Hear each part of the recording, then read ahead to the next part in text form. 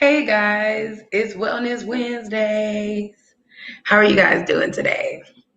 It is a different day for me. So it's interesting because I did not want to come on today and I was like, let's just do it.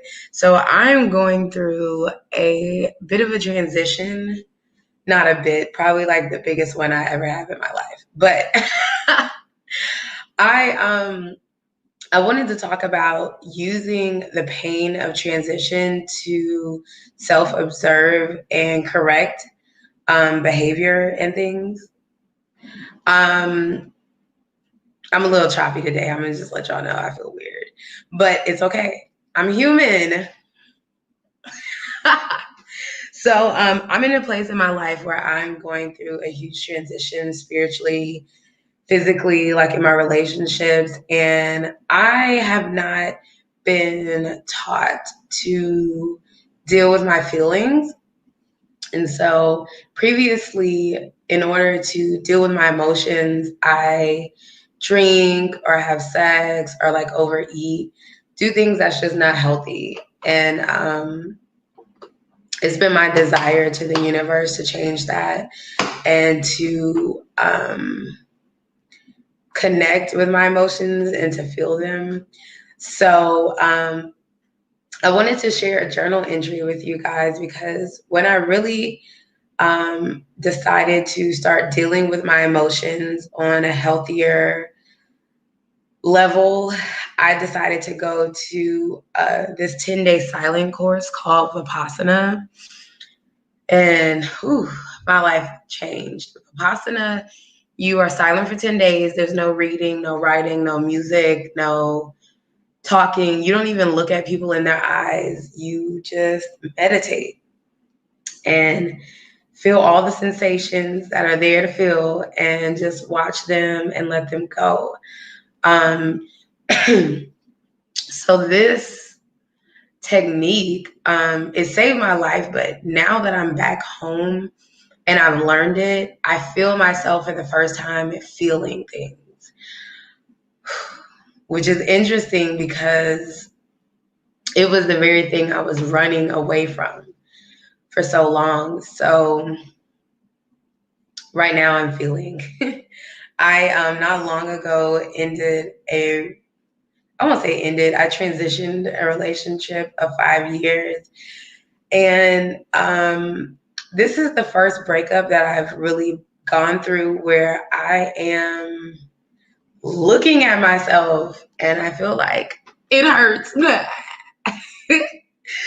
So I want to talk to you guys about that, kind of like where I am with it. But I wanted to read a journal entry um, because I read it and I was like, this is appropriate.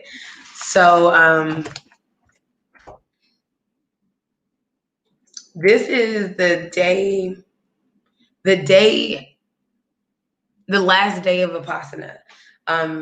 The second to last day of Vipassana, excuse me. So at this point that I'm writing this, I've been silent for 9 days. And we are, for the first time, able to get our things to write, to read. And so this is me writing in my journal. And I did it in two parts, and I want to read some, not all of it, but some of it, just so you guys can kind of know. This is the first time that I really felt in a long time. Prior to me going to Vipassana, I was feeling all these things, but I didn't know what to do with them. And so I remember being real depressed. I was crying a lot. Like I would cry every day. I would just wake up and be in this somber mood and just, I didn't know what was wrong with me. I was just,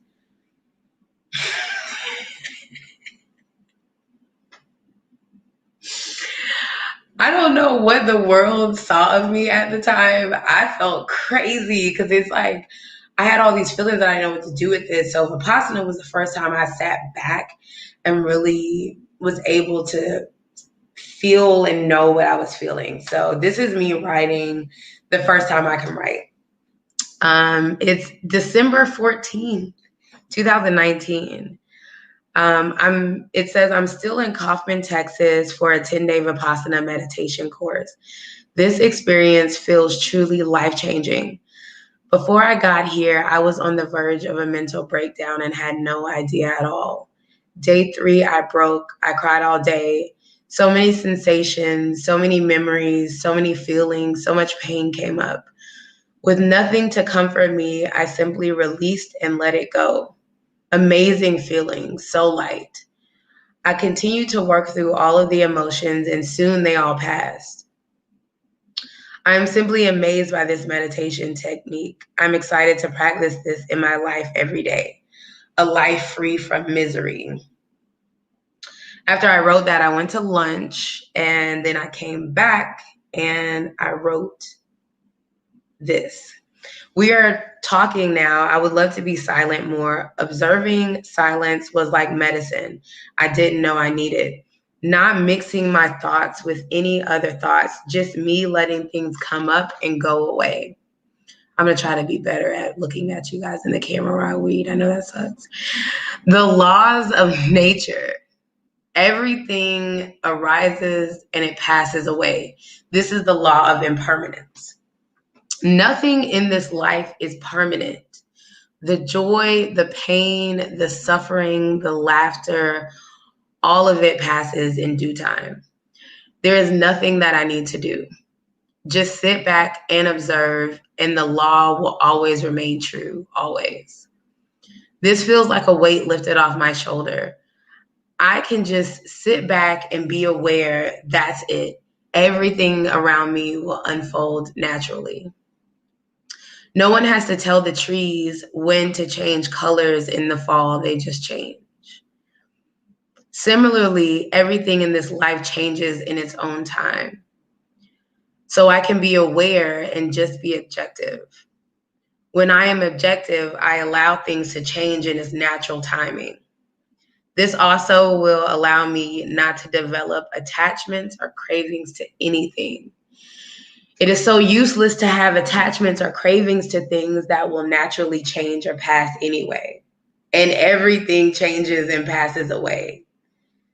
Now attachments and cravings seem so silly. This is truly my path to liberation.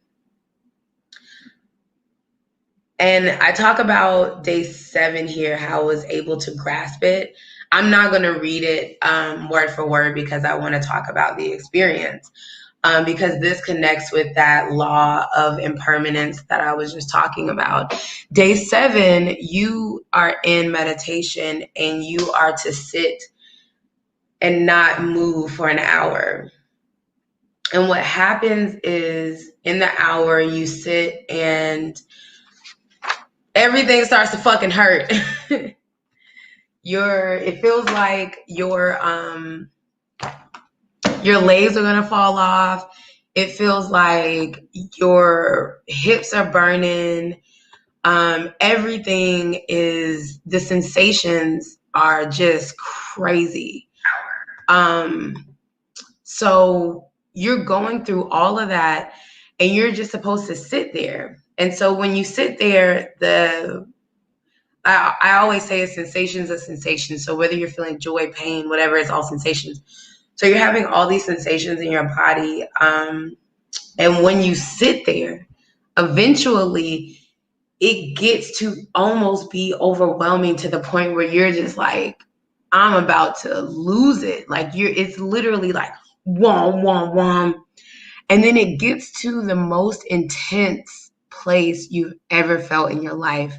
And right on the other side of it. So, that's the same thing I was thinking about talking about last week when starting a journey. Right on the other side of the most fearful moment, you have the most freeing moment ever. So it's the same as when you sit in the pain for the meditation.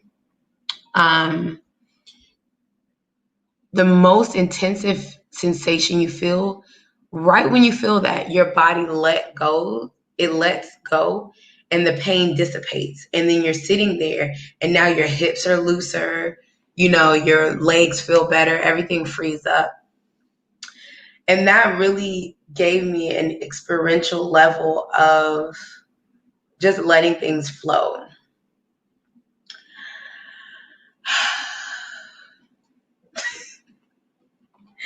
letting it flow.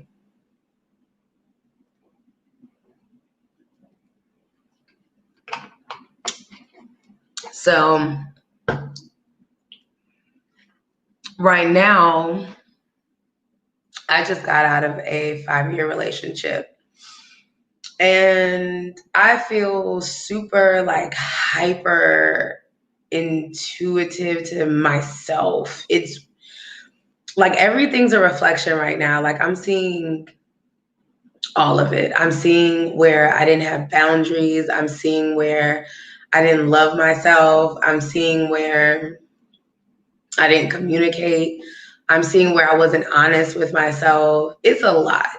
And although I'm not beating up on myself, which I give so much thanks for because I've been known to beat up on myself. And so I don't do that anymore, but I do see I'm self-reflective. So I'm self-reflecting out of this relationship and a lot of emotions are coming up. And I was reading my journal for today because it's like, honestly, guys, I just feel rough right now. Like I didn't want to do wellness. I didn't want to do wellness with this. I was like, what the fuck am I gonna talk about? And so I read that journal entry and it was to remind me to go back to that space where I can have something come up and just let it be what it is and eventually it'll flow away. Right now I'm sad. More because I'm seeing my patterns, my thought process. I'm seeing everything. I can see it now. I can see myself. And it's happy and I'm joyful because I feel like this is what I asked for. The moment's finally here for me to ascend to something new. But first, I am almost in a grieving state of myself, like letting go of forgiving myself because I allowed so much. And the thing is that, when you're in a relationship, it's never just you, ever. It's always two people. It's always two people. But what I'm learning, what Vipassana taught me was that there's nothing I can do about the other person, right? And at the end of the day, they are who I conjured up. My relationship was with who it was because I chose them.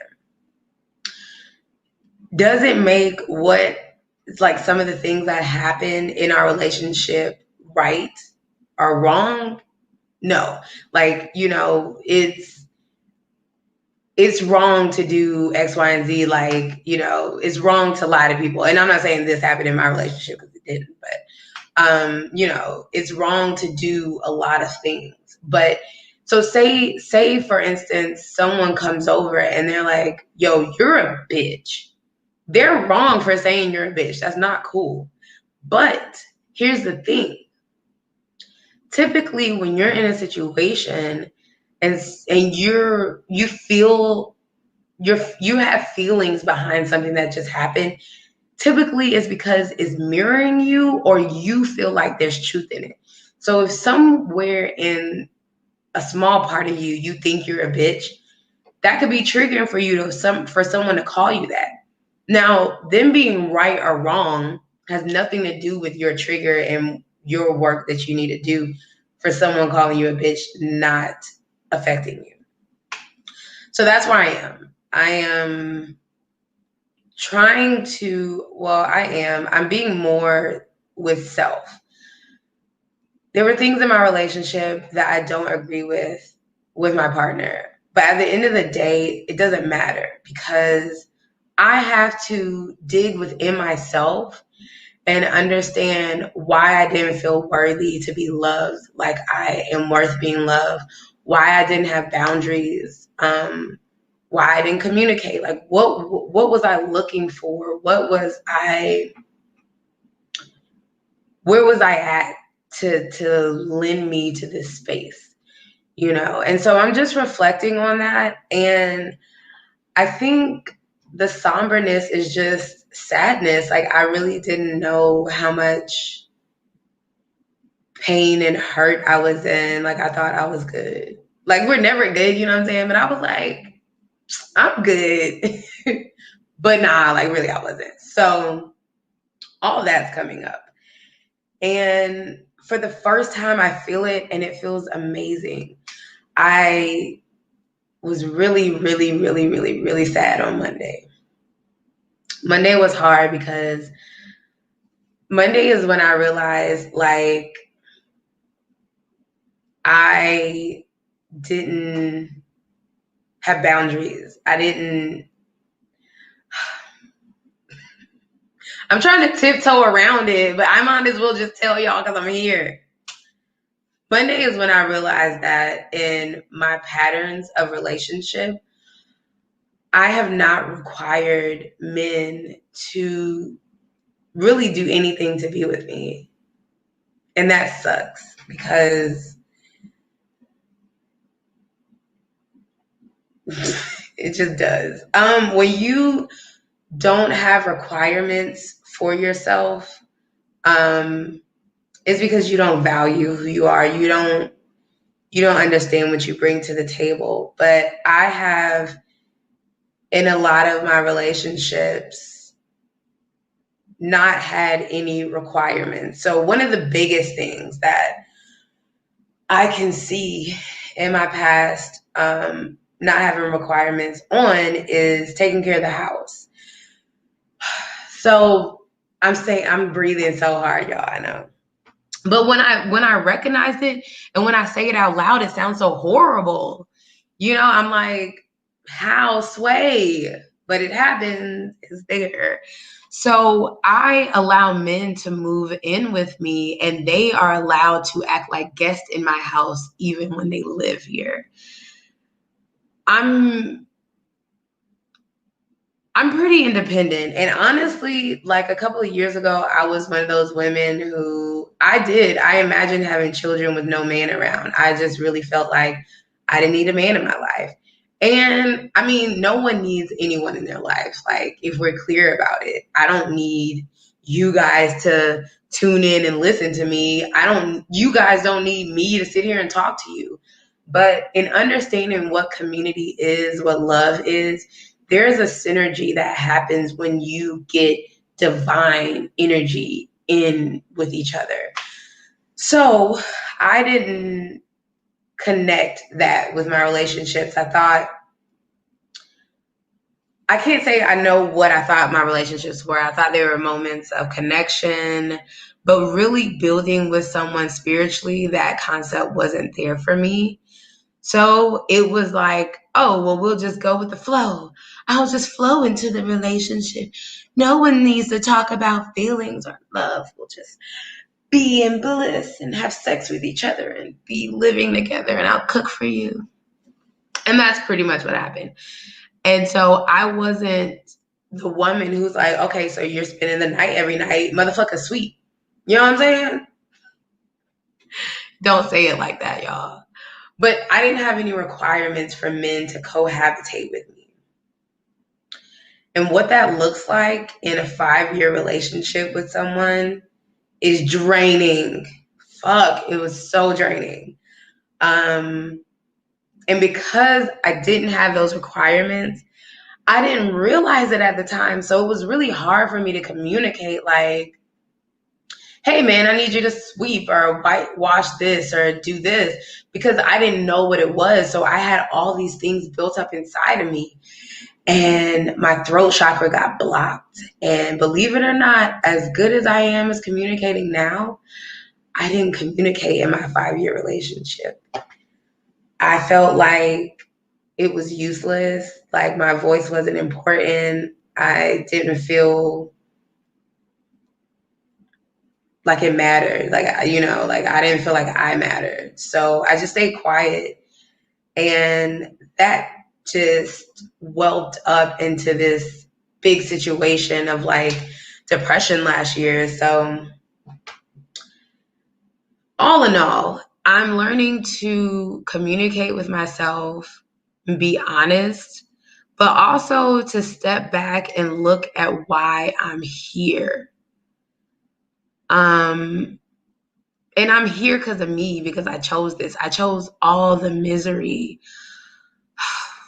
that I just went through, all the heartache, all the frustration, the depression, the unhappiness. I chose it. And realizing that it's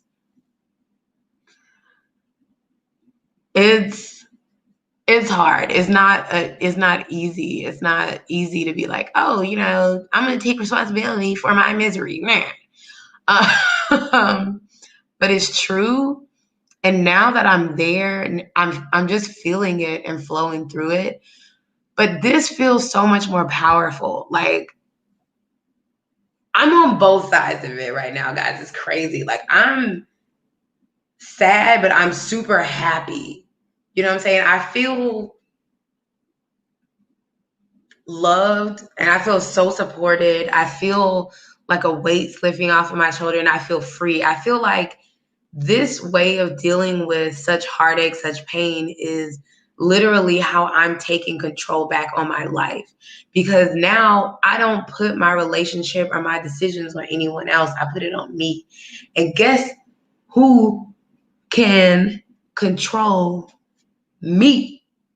Only me. So if I put the relationship, my anger, my mistrust on someone else, then I'm not even allowing myself to, hey, I'm not even Sorry. allowing myself to take my power back. I'm literally giving it to someone else. So it's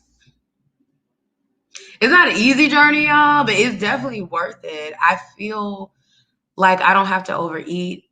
So here's the thing. I'm not even doing any of my mechanisms of comfort right now. I'm not drinking. I'm only drinking on the weekends and it's a bottle of Prosecco and it has to be organic. I'm not having sex right now. I'm eating better. And so Monday was interesting because I just sat with it. And in sitting with it, now I can be clear on what I'm feeling. I can be clear. I can even be clear on having better support and better love because now I can talk to people about what's going on. Now, even that's different. It feels like instead of running away from my feelings and try to do something different, I'm running to my feelings. I'm expressing them. And so it's just one step at a time. So it feels good though. It feels good. I don't feel depressed. I don't feel like even in my sadness, I still feel happy. So that's, kind of that divine energy that I was talking about in my relationship that I wasn't even privy to. In my 5-year relationship, about year 4, 3.5, 4, I started having the desire to have a spiritual relationship, a, a, a sexual and spiritual relationship. So I in my 5-year relationship, I cannot say that relationship was not spiritual because it was. My growth spiritually was crazy. What I know now is that I was lacking a thought process of connecting my spirituality and my sexuality. I feel like we often skip that. If you're intimate with someone, like literally the energy of God is the duality of feminine and masculine. So when you come together, sex and sex energy is literally just the energy of creation. Like you literally have sex to create babies. And so the energy can be used to create whatever. And what I'm realizing now is that I had a disconnect in my sexual spirituality. And I was on that bullshit. Like I was manifesting through sex, but unconsciously and not positively. So what you get when you are in these states, I call it no man's land, because in tennis, you have two lines, right? So like say we're playing a match, right? In tennis, you either want to be at this line in the front so you can get the ball at the net, or you want to back the fuck up to this line so you can get the long ball. If you're anywhere in between here in tennis, you call that no man's land. Here's the reason why. Most shots in tennis land right here in no man's land, right? So if you're up here, you can catch it before the land. And if you're back here, once it lands and bounces, you can catch it. When you're in no man's land, the ball basically hits you and you're fucked.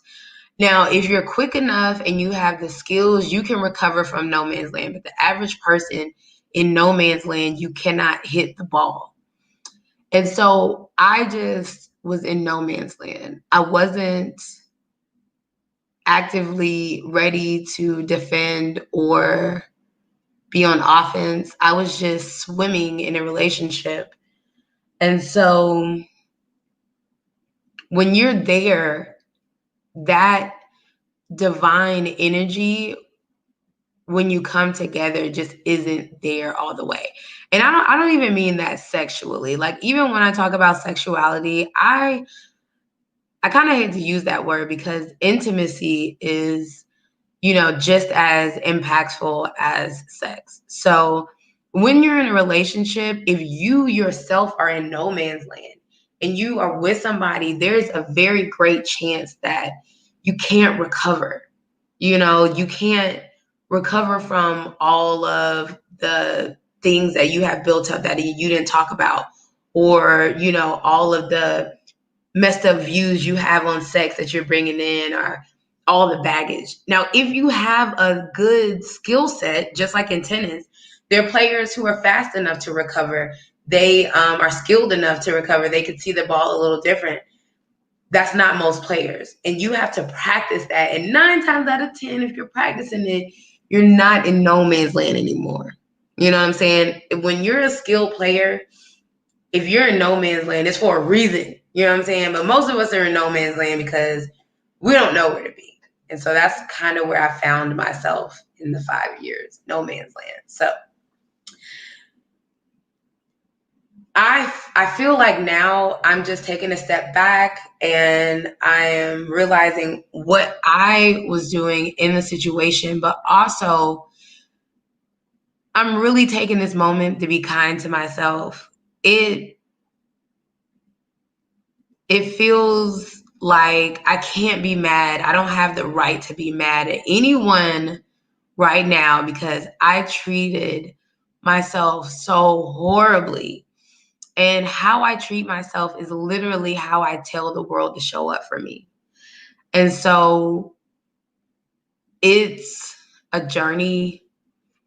It's a journey. So that's just where I'm at right now. And I feel like I'm dealing with it great. I feel good. Even in my slumber and my downshift energy, I feel great. So I don't know what the topic for this week was. I don't even know if I brought that all together. My brain feels like mush, but that's okay. I decided to do this show today because I have a commitment to you guys and I want to honor that. But also, I feel like a lot of the times when you guys are following people or like people share themselves on the internet, you guys really have to understand that we're all humans. Like I'm humans just like you guys. I have bad days. I have days where I'm just not feeling it. And I feel like I should come on camera and share that instead of running away and hiding from it. So this was my attempt to share my humanness with you guys today. I hope you enjoyed and got something out of it. Yeah. So I will be back next week feeling a lot better. I'm going on vacation, y'all. I'm excited. So I'm going to Treasure Island in Florida on Friday. So I know I'll be refreshed and your girl will be not even light skinned no more, okay?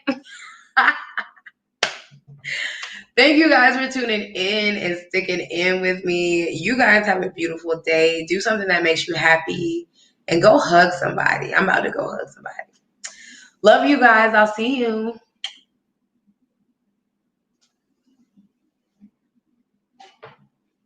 You guys have a beautiful day. Do something that makes you happy and go hug somebody.